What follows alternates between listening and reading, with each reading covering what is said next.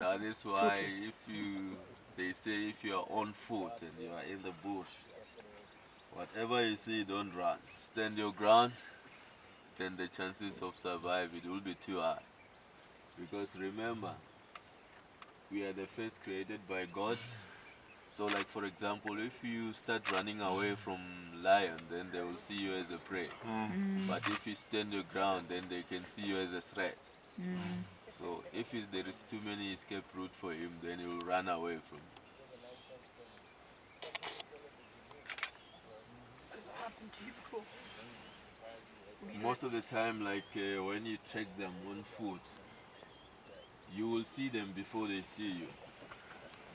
So if they see you first, they will give you some warning sign, like growling at you. And if you move away from that area, they won't come. It's a good sign that they're more comfortable with us getting too close to you.